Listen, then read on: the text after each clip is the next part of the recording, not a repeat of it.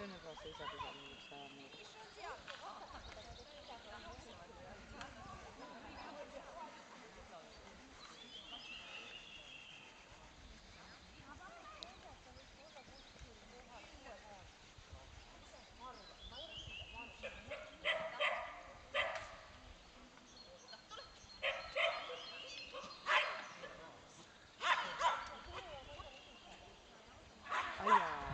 Tahtis ilusat asja teha, et no ikka. käia.